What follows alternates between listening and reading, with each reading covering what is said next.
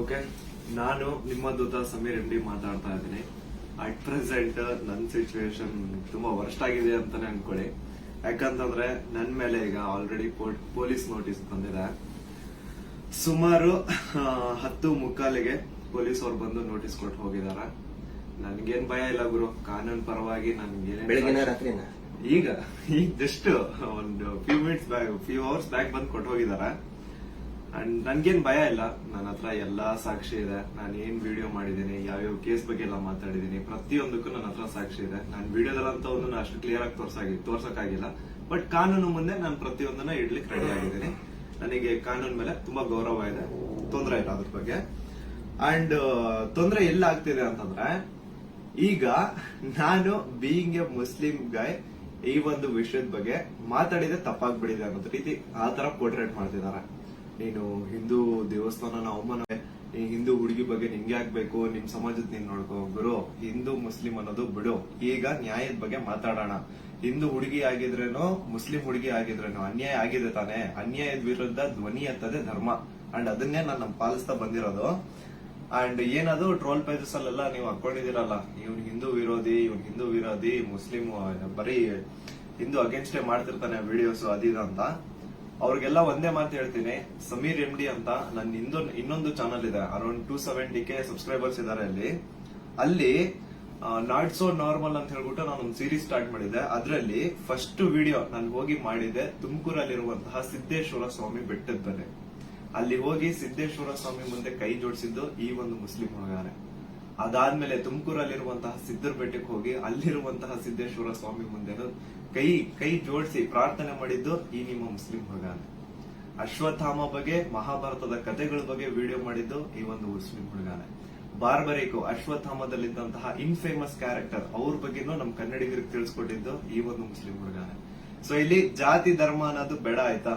ಅಶ್ವತ್ಥಾಮ ಬಗ್ಗೆ ಓದಿದ್ರೆ ಸರ್ ಎಲ್ಲ ಅಲ್ಲಿ ವಿಡಿಯೋ ನೋಡಿ ಸರ್. ನಾನು ಇಂತ ಡೀಟೇಲ್ ಬಿಟ್ಟಿಲ್ಲ ಅಂತೇನಿಲ್ಲ ಸರ್, ಎಲ್ಲದನ್ನು ಹೇಳಿ. ಮಹಾಭಾರತದ ಕುರುಕ್ಷೇತ್ರ ಯುದ್ಧದಲ್ಲಿ ಕೌರವರ ಪರವಾಗಿ ಹೋರಾಡಿದವರು ದ್ರೋಣಾಚಾರ್ಯನ ಮಗ. ಸೊ ನೋಡಿ, ನಾನು ಹಿಂದೂ ವಿರೋಧಿ ಅಂತ ಖಂಡಿತ ಅಲ್ಲ. ಹಿಂದೂ ವಿರೋಧಿ ಆಗಿದ್ರೆ ಒಂದು ಹಿಂದೂ ಹುಡುಗಿ ಜೊತೆ ಆಗಿರುವಂತಹ ಅನ್ಯಾಯದ ಬಗ್ಗೆ ನಾನ್ ಯಾಕೆ ಗುರು ಧ್ವನಿ ಎತ್ತುತ್ತೇನೆ? ನ್ಯಾಯದ ಬಗ್ಗೆ ಮಾತಾಡೋಣ ಅಷ್ಟೇ, ಅದೇ ನಮ್ ಧರ್ಮ. ಅಂಡ್ ಕೇಸ್ ಡೀಟೇಲ್ಸ್ ಎಲ್ಲ ಈಗ ಗಿರೀಶ್ ಸರ್ ನಿಮ್ಗೆ ಹೇಳ್ತಾರೆ, ನನ್ನ ಮೇಲೆ ಏನ್ ಕೇಸ್ ಆಗಿದೆ ಅದ್ರ ಬಗ್ಗೆ ಏನು ಅಂತ ಗಿರೀಶ್ ಸರ್ ನಿಮ್ಗೆ ಅಪ್ಡೇಟ್ ಕೊಡ್ತಾರೆ. ಬಟ್ ಅದಕ್ಕೂ ಮುಂಚೆ I really want to thank you team ತಿಪ್ಪುರೊಡ್ಡಿ. ಯಾಕಂತಂದ್ರೆ ನಾನು ಅಟ್ ಒನ್ ಪಾಯಿಂಟ್ ನಾನು ಕಂಪ್ಲೀಟ್ ಬ್ರೇಕ್ ಆಗ್ಬಿಟ್ಟಿದ್ದೆ. ಲೈಕ್ ಏನ್ ಗುರು, ನನ್ ತಪ್ಪು ಮಾಡ್ಬಿಟ್ನ, ನನ್ ನಿಜ ಕಣ್ಣೀರ್ ಬರೋದೊಂದು ಬಾಕಿ ಇತ್ತು. ಅಂತ ಟೈಮಲ್ಲಿ ತಿಮ್ಮರೊಡ್ಡಿ ಆಗಿರ್ಲಿ ಅಥವಾ ಸೌಜನ್ಯ ಪರ ಹೋರಾಟಗಾರರು, ಸೌಜನ್ಯ ಶಕ್ತಿ, ಇವರೆಲ್ಲರೂ ನನಗೆ ಸಪೋರ್ಟ್ ಕೊಟ್ಟು ಇವಾಗ ತುಂಬಾ ಧೈರ್ಯ ಕೊಟ್ಟಿದ್ದಾರೆ. ಇದ್ರ ಬಗ್ಗೆ ಧ್ವನಿ ಎತ್ತಲಿಕ್ಕೆ ನನಗೆ ತುಂಬಾ ಸಪೋರ್ಟ್ ಮಾಡಿದ್ದಾರೆ. ಸೊ ಇವರೆಲ್ರಿಗೂ ನಾನು ಚಿರಋಣಿ ಆಗಿರ್ತೇನೆ. ಅಂಡ್ ಯಾ ಸರ್, ಕೇಸ್ ಬಗ್ಗೆ ಹೇಳ್ಕೊಡಿ ಸರ್. ಅಲ್ಲ, ನಿಮ್ಗೆ ಏನಾದ್ರು ಅರೆಸ್ಟ್ ಮಾಡಕ್ ಬಂದಿರ ಪೊಲೀಸರು? ಬಂದಿದ್ರಲ್ಲ ಸರ್, ನೀವೇ ಇದ್ರಲ್ಲ ಸರ್ ಮುಂದೆ. ಸೀದಾ ಎಂತ ಕೋಇನ್ಸಿಡೆನ್ಸ್ ನೋಡಿ, ಗಿರೀಶ್ ಸರ್ ನಮ್ ಮನೆಗ್ ಬಂದ್ರು. ನಾನು ಹೇಳ್ದೆ, ಸರ್ ನನ್ ಕೈಲಿ ಆಗ್ತಿಲ್ಲ, ನನ್ಗೆ ಹೆವಿ ಥ್ರೆಡ್ ಕಾಲ್ಸ್ ಬರ್ತಿದಾವೆ, ನೀವು ಪ್ಲೀಸ್ ಬನ್ನಿ ನಮ್ಮ ಮನೆಗೆ ಅಂತ ಹೇಳ್ಬಿಟ್ಟು ಅವ್ರಿಗೆ ಲೊಕೇಶನ್ ಕಳಿಸಿ ಇವ್ರು ಬಂದ್ರು ಅಂತ ನೀರ್ ಕುಡಿತಾ ಒಂದ್ 10 ಮಿನಿಟ್ಸ್ ಮಾತಾಡ್ತಾ ಕೂತಿದೀವಿ. ಅಷ್ಟರಲ್ಲೇ ಡೋರ್ ಓಪನ್ ಮಾಡಿದ್ದೆ, ಬ್ಯಾಂಗ್ ಅಂತ ಪೊಲೀಸ್ ಅವ್ರ ಮನೆ ಒಳಗಡೆ ಎಂಟ್ರಿ. ಏನು ಅಂದ್ರೆ ಏನು ಹೇಳ್ತಾನೆ ಇಲ್ಲ, ಎದಕ್ ಬಂದ್ರು ಏನಂತ ಹೇಳ್ತಾನೆ ಇಲ್ಲ. ಆಮೇಲೆ ಗಿರೀಶ್ ಸರ್ ಅವ್ರ ಜೊತೆ ಎಲ್ಲ ಮಾತಾಡಿದ್ರು. ಲೀಗಲ್ ಆಗಿ ಅವ್ರೇನ್ ಮಾತಾಡಿದಾರೆ ಅಂತ ಅವರೇ ಹೇಳ್ತಾರೆ, ಕೇಳಿ. ಇವತ್ತು ಏನಾಗ್ತಾ ಇದೆ, ಸಮೀರ್ ಮಾತಾಡ್ಬೇಕಾದ್ರೆ ಯಾರದೇ ಒಬ್ಬರ ಹೆಸರು ತಗೊಂಡು ಮಾತಾಡ್ಲಿಲ್ಲ. ಮಾತಾಡಿದ್ದೆಲ್ಲವನ್ನು ಕೂಡ ಆಧಾರ ಇಟ್ಕೊಂಡೇನೆ ಸಮೀರು ಮಾತಾಡಿದ್ದು. ಅದು ಯಾರ ಬಗ್ಗೆ? ಯಾರೋ ದೇವರ ಬಗ್ಗೆ ಮಾತಾಡಿದ್ನ, ಅಥವಾ ಮಸೀದಿಯ ಬಗ್ಗೆ ವಿವಾದ ಹುಟ್ಟಾಕಿ, ದೇವಸ್ಥಾನದ ಬಗ್ಗೆ ವಿವಾದ ಹುಟ್ಟಾಕಿ ಮಾತಾಡಿದ್ನ? ಇಲ್ಲ. ಸೌಜನ್ಯ ಅನ್ನೋದು ನಮ್ಮ ಎಲ್ಲರ ಮನೆ ಮಗಳವಳು. ಯಾವ ರೀತಿ ನಿರ್ಭಯ ಮತ್ತು ಈ ಅತ್ಯಾಚಾರದ ಪ್ರಕರಣದಲ್ಲಿ ಒಳಗಾಗ್ತಾರೆ, ಅವ್ರೆಲ್ಲರೂ ಕೂಡ ನಾವು ನಮ್ಮ ಮಗಳಂತ ತಿಳ್ಕೊಳ್ತೇವೆ. ಆದರೆ ಯಾರು ಹಿಂದೂ ಮುಸ್ಲಿಂ ಅಂತ ಹೇಳಿ ವಿನಾಕಾರಣ ಒಂದು ಹುಟ್ಟು ಹಾಕ್ತಾ ಇದಾರಲ್ಲ, ಅವರಿಗೆ ಅವ್ರು ಮಾಡೇನೇ ಇಲ್ಲ ಅಂತ ಹೇಳಿದ್ರೆ ಇದೆಲ್ಲ ಯಾಕೆ ಮಾಡ್ಬೇಕು? ಆ ನಂತರ ಸಂತೋಷ್ ರಾವ್ ಎಷ್ಟು ದೊಡ್ಡವನೇನು? ಸಮಾಜದಲ್ಲಿ ಕಲಾ ಹುಟ್ಟು ಒಂದ್ ವೇಳೆ ಸಂತೋಷ್ ರಾವ್ ಅಂತ ಹೇಳ್ತಾರೆ, ಸಂತೋಷ್ ರಾವ್ನೇ ಮಾಡಿದ್ರೆ ಸಮಾಜದಲ್ಲಿ ಅವನು ಅಷ್ಟೊಂದು ದೊಡ್ಡ ಇದನ್ನೇನೋ ಪೂರ್ತಿಯಾಗಿ ಒಂದಿಷ್ಟು ಜನ ಕರೆಸಿ ಏನೇನೋ ಮಾಡಿಸಿ ಟ್ರೋಲ್ ಮಾಡಿಸುವಂತ ದೊಡ್ಡವನ. ಇದನ್ನ ಜನರು ಅರ್ಥ ಮಾಡ್ಕೋಬೇಕು. ನಾನು ಪ್ರತಿಯೊಬ್ಬ ಜನಸಾಮಾನ್ಯರಿಗೂ ವಿನಂತಿ ಮಾಡ್ಕೊತಾ ಇದ್ದೇನೆ, ಸೌಜನ್ಯಳನ್ನ ನಿಮ್ಮ ಮನೆ ಮಗಳಂತ ತಿಳ್ಕೊಳ್ಳಿ. ನಾವು ಅದೇ ರೀತಿ ತಿಳ್ಕೊಂಡಿದ್ದು. ಆ ನಂತರ ನಮ್ಮ ಅಕ್ಕನೋ ತಂಗಿನೋ ಏನಾದ್ರೂ ನೀವು ತಿಳ್ಕೊಳ್ಳಿ. ಸೌಜನ್ಯಳಂತೆ ಅನೇಕ ಹೆಣ್ಮಕ್ಳು ಅಲ್ಲಿ ಜೀವ ತೆತ್ತಿದ್ದಾರೆ, ಅತ್ಯಾಚಾರದಿಂದ ಕೊಲೆ ಆಗಿದ್ದಾರೆ. ಆ ನಂತರ ಇವತ್ತಿಗೂ ಕೂಡ ನಮ್ಮ ದೇಶದಲ್ಲಿ ಪ್ರತಿ 27 ನಿಮಿಷಕ್ಕೆ ಒಂದು ಅತ್ಯಾಚಾರ ಆಗ್ತಾ ಇದೆ. ಆ ಒಂದು ಲಿಸ್ಟ್ ಅಲ್ಲಿ ನಮ್ಮ ಮನೆ ಹೆಣ್ಮಕ್ಳು ಆ 27 ಇದನ್ನ ನಿಮಿಷದ ಕ್ಯೂನಲ್ಲಿ ನಮ್ಮ ಮನೆ ಹೆಣ್ಮಕ್ಳು ನಿಂತ್ಕೋಬಾರ್ದು. ಒಂದು ಟೀಸಿಂಗ್ ಆಗಿ ಮೊನ್ನೆ ಮುಂಬೈಯಲ್ಲಿ ಒಂದು ಹೆಣ್ಮಗಳು ತಪ್ಪಿಸ್ಕೊಳ್ಳೋದಕ್ಕೆ ಹೋಗಿ ಸತ್ತಿದ್ದಾಳೆ ಪಾಪ, ಆಕ್ಸಿಡೆಂಟ್ ಆಗಿ, ಮುಂಬೈ ರೋಡ್ ಆಕ್ಸಿಡೆಂಟ್ ಆಗಿ. ಟೀಸಿಂಗ್ ನಮ್ಗೆ ಏನ್ ಅನ್ಸುತ್ತೆ, ಅವ್ರು ಎಲ್ಲರೂ ಕೂಡ ಏನೋ ನಮ್ಗೆ ನಮ್ಮ ಮನೆಯ ಮಕ್ಕಳವರು, ನಮ್ಮ ಏನೋ ನಮ್ಗೆ, ಯಾಕಂದ್ರೆ ಎಲ್ಲ ಹೆಣ್ಮಕ್ಳ ಜೊತೆಗೆ ನಾವು ಬೆಳೆದವರು. ಸಮೀರ್ ಅವ್ರಿಗೆ ಇಲ್ಲಿ ಮಧ್ಯಾಹ್ನ ಅವ್ರಿಗೆ, ಸಮೀರ್ ಇದಕ್ಕಿಂತ ಮುಂಚೆ ಏನಾದ್ರು ಗೊತ್ತಾನ? ಇನ್ನೊಂದು ವಿಷಯ ನಾನು ಕ್ಲಾರಿಫೈ ಮಾಡ್ಬಿಡ್ತೀನಿ. ಎಲ್ರು ಏನ್ ಅನ್ಕೊಂಡ್ಬಿಟ್ಟಿದ್ದಾರೆ ಅಂತಂದ್ರೆ ಇವ್ರೆ ನನಗೆ ಹೇಳಿ ವಿಡಿಯೋ ಮಾಡ್ಸಿದಾರೆ ಅಂತ. ದೇವ್ರಾಣೆಗೆ ಹೇಳ್ತೀನಿ, ಸರ್ ಸುಮ್ಮನೆ ಸರ್, ಅಲ್ಲಾ ಮೇಲೆ ಆಣೆ ಮಾಡ್ಬಿಟ್ಟು ಹೇಳ್ತಿದ್ದೀನಿ, ರಂಜಾನ್ ಟೈಮಲ್ಲಿ ಹೇಳ್ತಿದ್ದೀನಿ. ಇವ್ರಿಗಾಗ್ಲಿ ನನ್ಗಾಗ್ಲಿ ಯಾವುದೇ ತರ ಲಿಂಕ್ ಇರ್ಲಿಲ್ಲ ಗುರು. ಸೌಜನ್ಯ ವಿಡಿಯೋ ಮಾಡೋದಕ್ಕಿಂತ ಮುಂಚೆ ಇವ್ರಿಗೂ ನನ್ಗೂ ಯಾವುದೇ ತರ ಲಿಂಕ್ ಇರ್ಲಿಲ್ಲ. ಸೌಜನ್ಯ ವಿಡಿಯೋ ಯಾವಾಗ 1 ಮಿಲಿಯನ್ ಕ್ರಾಸ್ ಮಾಡ್ತೋ ನನ್ನ ಕೈ ಕಾಲ್ ನಡ್ಗಕ್ ಸ್ಟಾರ್ಟ್ ಆಗ್ಬಿಡ್ತು. ಯಾಕಂತಂದ್ರೆ ಡೆತ್ ಕಾಲ್ಸ್ ಬರ್ತಾನೆ ಇದಾವೆ. ನನ್ ಮನೆ ಅಡ್ರೆಸ್ ಲೀಕ್ ಮಾಡ್ಬಿಟ್ರು, ನನ್ ಪರ್ಸನಲ್ ಡೀಟೇಲ್ಸ್ ಲೀಕ್ ಮಾಡ್ಬಿಟ್ರು. ನನ್ಗೆ ಯಾವಾಗ ನನ್ ಮನೆಗ್ ಬಂದ್ ಅಟ್ಯಾಕ್ ಮಾಡ್ಬಿಡ್ತಾನೋ ಗೊತ್ತಿಲ್ಲ.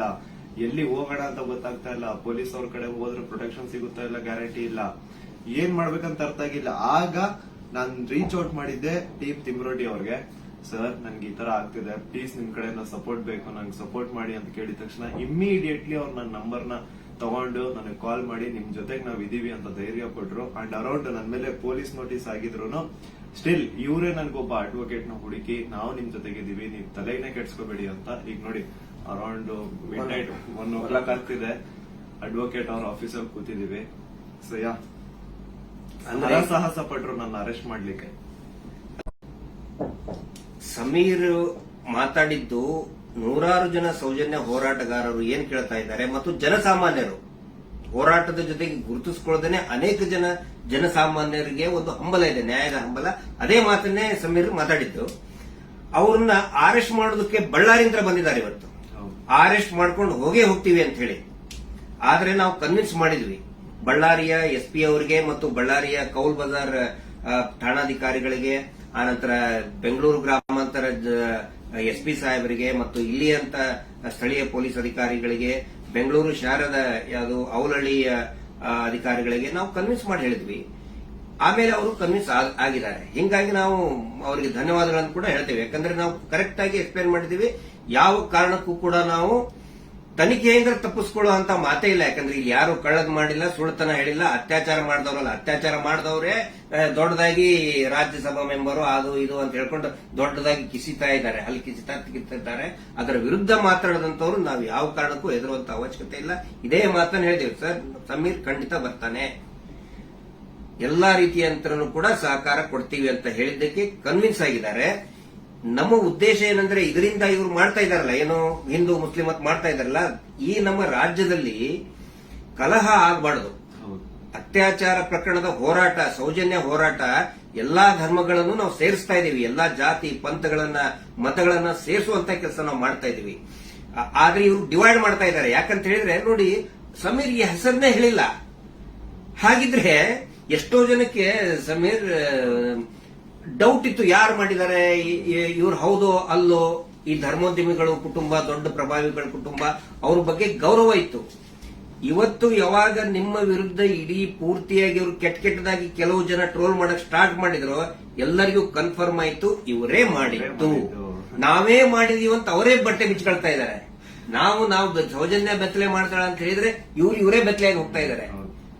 ಇದು ಜನರ ಗಮನದಲ್ಲಿರಲಿ. ನಾನು ಒಂದೇ ಒಂದು ವಿನಂತಿ ಮಾಡ್ಕೊಳ್ತಾ ಇದ್ದೀನಿ, ದಯವಿಟ್ಟು ಯಾರು ಕೂಡ ಏನೋ ಆಗ್ಬಿಡ್ತದೆ ಇವರಿಗೆ ಅಂತ ಹೇಳ್ಕೊಂಡು ಆತಂಕಕ್ಕೊಳಗಾಗಿ ಹಿಂದೂ ಮುಸ್ಲಿಂ ಅಂತ ಡಿವೈಡ್ ಆಗಬೇಡಿ. ಆನಂತರ ಗಲಭೆ ಸೃಷ್ಟಿಯಾಗೋದು, ಇದರಿಂದ ಶಾಂತಿ ಹಾಳಾಗೋದು ಖಂಡಿತ ಬೇಡ. ದಯವಿಟ್ಟು ಈ ರಾಜ್ಯದ ಒಂದು ಶಾಂತಿಯನ್ನ ಕಾಪಾಡಿ. ಎಲ್ಲಾ ಧರ್ಮದಲ್ಲಿಯೂ ಯಾವ ಧರ್ಮದಲ್ಲಿನೂ ಹೇಳಿಲ್ರಿ ಅತ್ಯಾಚಾರ ಮಾಡಿದವನ್ ಬೆಂಬಲಿಸಿ ಅಂತ ಯಾವ ಧರ್ಮದಲ್ಲಿಯೂ ಹೇಳಿಲ್ಲ, ಯಾವ ದೇವರು ಕೂಡ ಹೇಳಿಲ್ಲ. ಆನಂತರ ಇವರು ದೇವಸ್ಥಾನದ ಬಗ್ಗೆ ಮಾತಾಡಿದ್ದು ದಟ್ ಇಸ್ ದ ಫ್ಯಾಕ್ಟ್. ಅದು ದೇವಸ್ಥಾನದ್ದು ಜೈನ್ ಟೆಂಪಲ್ ಬಗ್ಗೆ ಅಂತ ಏನ್ ಹೇಳ್ತಾರಲ್ಲ, ದಟ್ ಇಸ್ ದ ಫ್ಯಾಕ್ಟ್. ಅದನ್ನ ಸಮೀರ್ ಹೇಳ್ತಾ ಇಲ್ಲ, ಅಥವಾ ನಾವು ಹೇಳ್ತಾ ಇಲ್ಲ, ಮಹೇಶ್ ಶೆಟ್ಟಿ ತಿಮ್ಮರುಡಿ ಅವರು ಬರ್ಕೊಟ್ಟಿದ್ದು ಹೇಳ್ತಾ ಇಲ್ಲ. ಸುಪ್ರೀಂ ಕೋರ್ಟ್ ನಲ್ಲಿ ಇದೇ ಕುಟುಂಬದವರು, ಇದೇ ವೀರೇಂದ್ರ ಜೈನ್ ಕುಟುಂಬದವರು ಸುಪ್ರೀಂ ಕೋರ್ಟ್ ನಲ್ಲಿ ಬರೆದು ಕೊಟ್ಟಿದ್ದಾರೆ, ಅಫಿಡವಿಟ್ ಮೂಲಕ ಬರೆದು ಕೊಟ್ಟಿದ್ದಾರೆ, ಅದು ಹಿಂದೂ ದೇವಸ್ಥಾನ ಅಲ್ಲ ಅಂತ.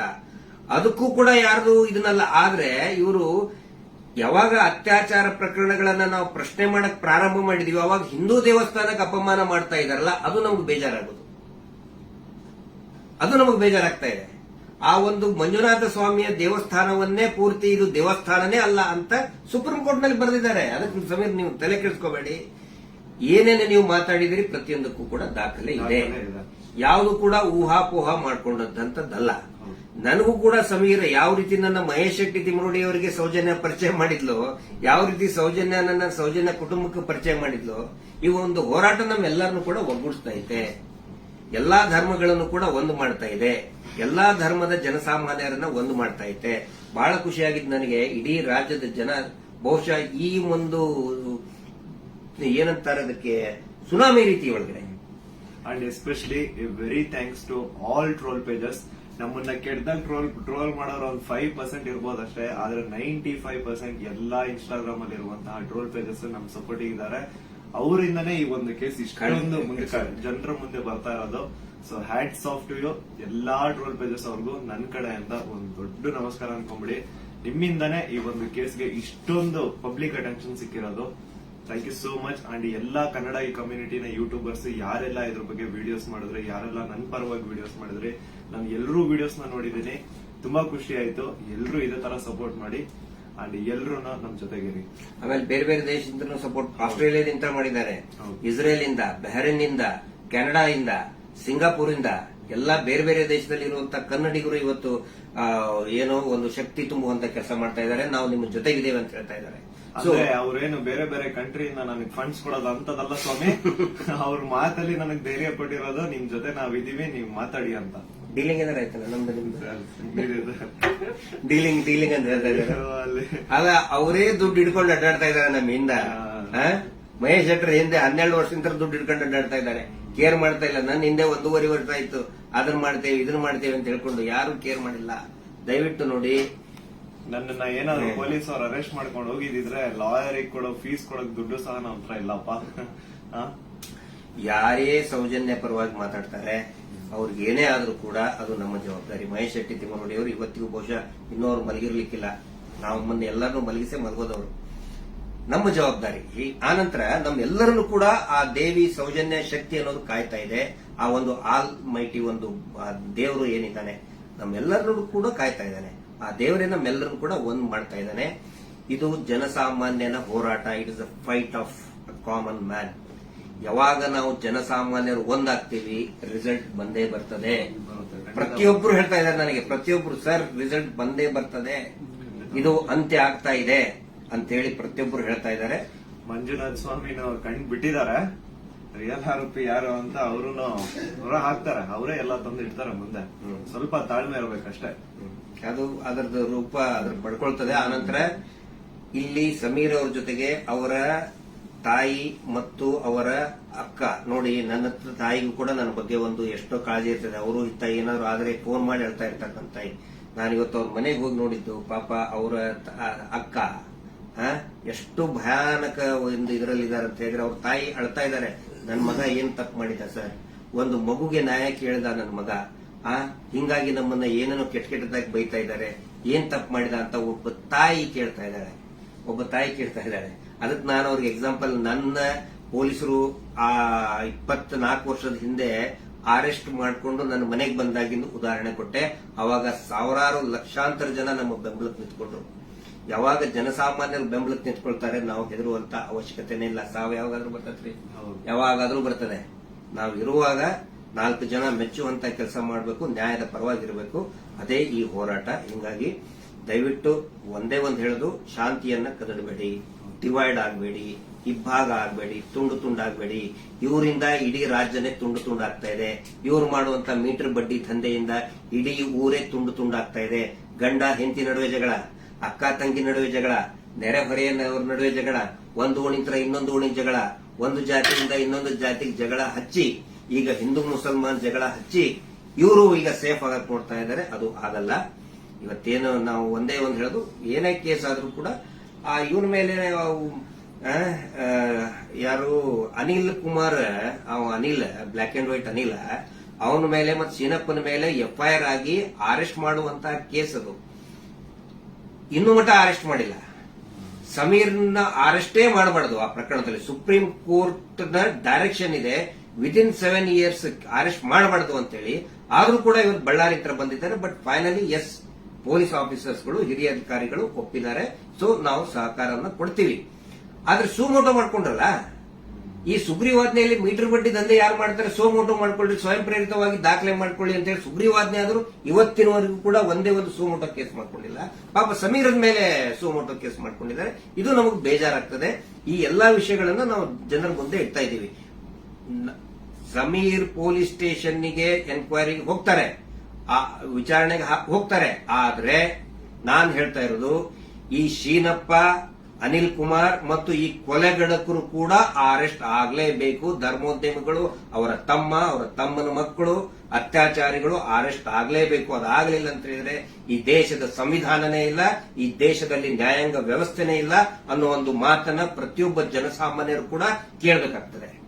ದಯವಿಟ್ಟು ಕೊನೆಯದಾಗಿ ರಾತ್ರಿ ಎಷ್ಟು 1:10 ಆಯಿತು. ಇದನ್ನ ಟ್ರಾನ್ಸ್ಪರೆಂಟ್ ಆಗಿ ನಾವು ಜನರ ಮುಂದೆ ನಾವು ಇಡಬೇಕಾಗುತ್ತೆ. ಸಮೀರ್ ಅವರಿಗೆ, ಸಮೀರ್ ಅವರ ತಾಯಿಗೆ, ಅವರ ಕುಟುಂಬದವರಿಗೆ, ಅವರ ಅಕ್ಕನಿಗೆ ಮತ್ತು ಇಡೀ ಅವರ ಎಂಟೈರ್ ಫ್ಯಾಮಿಲಿಗೆ ತಮ್ಮೆಲ್ಲರ ಒಂದು ಸಹಕಾರ ಇರಲಿ.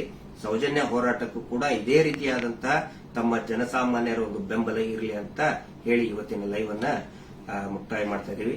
Justice for Sowjanya. Thank you.